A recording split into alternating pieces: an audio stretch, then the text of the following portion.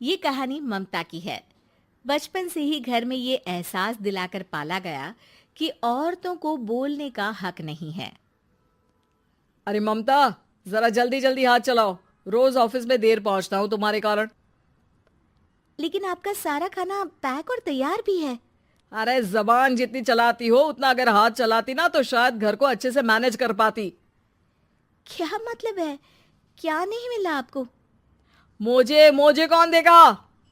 ममता भागकर पति को मोजे देती है। वो हर किसी का ख्याल रखती, लेकिन उसके घर में रोज का रोना लगा रहता।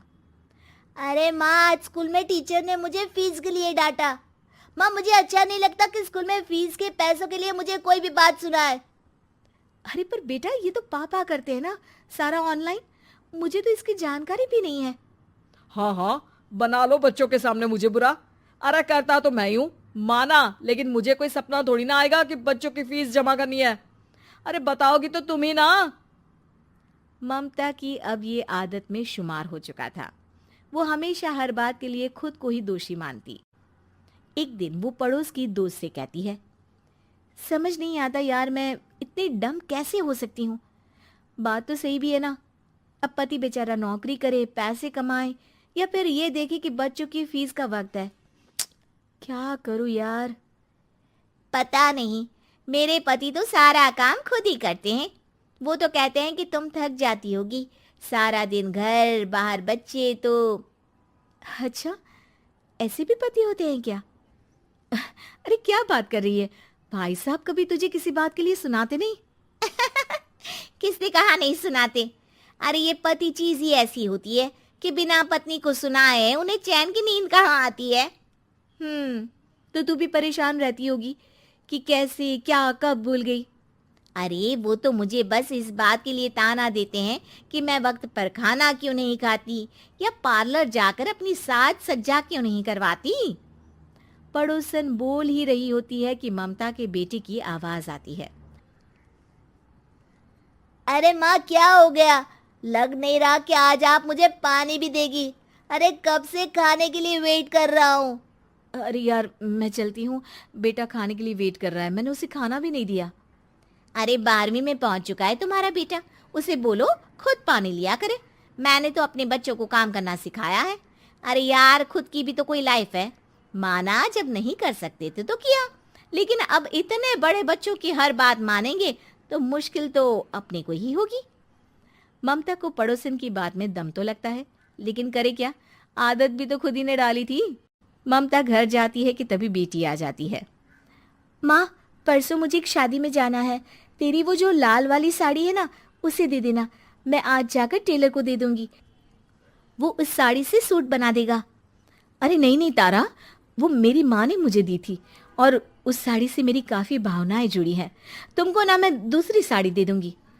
ओके, कोई बात नहीं, लेकिन आज दे ही देना पक्का। तारा माँ की साड़ी से सूट बनवाकर पार्टी में जाती है, लेकिन जब वो पार्टी से लौटती है, क्या है, मैं तो समझ ही नहीं पा रही हूँ। अरे जब वो साड़ी मांगी थी तो ये छल्ली सी साड़ी क्यों दे दी? मैं ही पागल थी जो इस साड़ी का सूट बनवा लिया मैंने। माँ, जानती भी हो कि कॉलेज में मेरी कितनी हंसी उड़ी। तभी वहां ममता का पति सुनील आ जाता है। अरे गवार औरत, जब बेटी साड़ी मांग रही थी तो दे देती ना। अरे पापा, इनके तो इमोशंस जुड़े थे उस साड़ी से। ममता इतने सब के बाद भी कुछ नहीं बोलती। मेरी बेटी की बेइज्जती हो गई, मैं बिल्कुल बर्दाश्त नहीं कर सकता ये। मैं नहीं चाहता कि मेरी बेटी से कोई भी ज्यादा सुंदर लगे पूरे कॉलेज में।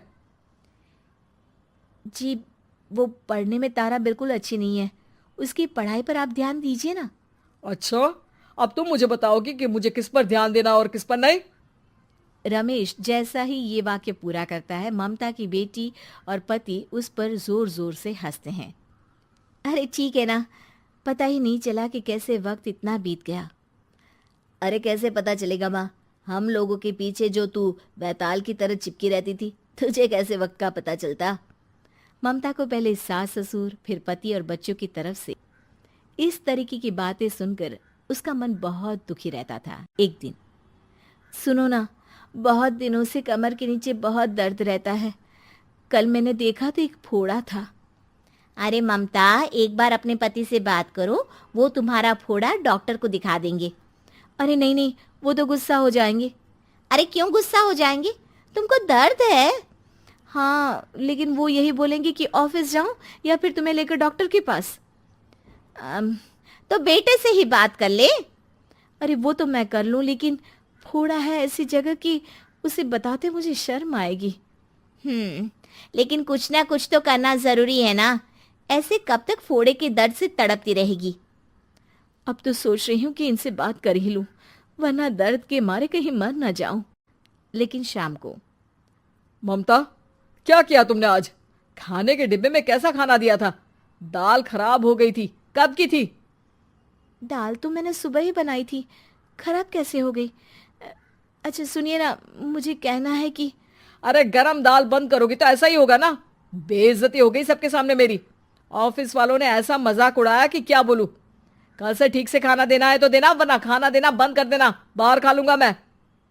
ममता, जो पति से अपनी परेशानी बताने वाली थी, वो अब ये सोचने लगती है कि कल से पति को खाने में क्या दे। अगले दिन ममता थकी थकी सी हालत में, आप लोगों के लिए नाश्ता बना दिया है, खाना बनाने की हिम्मत नहीं है आज तो। रात भर सोकर थक गई है ना, इसीलिए तो खाना नहीं बना सकती। हिम्मत नहीं हो रही है, मैं बस सोने जा रही हूँ। बस मैडम को सोने का बोल दो, फिर देखो कैसे सोती रहती है। माँ, फिर वही पराठा सब्जी। अरे हमारे साथ के दोस्त एक से बढ़कर एक नाश्ता खाना लेकर आते हैं, आप तो बस। सभी घर से निकल जाते हैं, लेकिन जब शाम को बेटा घर आता है तो घर में अंधेरा रहता है। बेटा लाइट जलाता है। क्या माँ, तुम्हारा भी जवाब नहीं है बिजली का बिल बचाने के लिए? वो बोल ही रहा होता है कि सामने माँ जमीन पर लेटी मिलती है। वो उसके पास जाता है। अरे माँ, क्या हो गया माँ? तभी वहां पड़ोसन आती है। अरे बेटा, तुम्हारी माँ के पैर के पास एक फोड़ा है, जिसके कारण ये लगातार कमजोर होती जा रही थी। मैंने उसे पहले ही कहा था कि घर में बता दो, लेकिन तुम्हारी माँ किसी को तंग करना नहीं चाहती थी। तभी वहां डॉक्टर आ जाता है। अरे इनके ऑर्गन में दिक्कत है, कोई बात है जो इनके मन में खटक रही है। अरे नहीं नहीं, इसके मन में कोई बात नहीं है। कोई काम है नहीं ना इसके पास, सारा दिन बस घर में ही रहती है।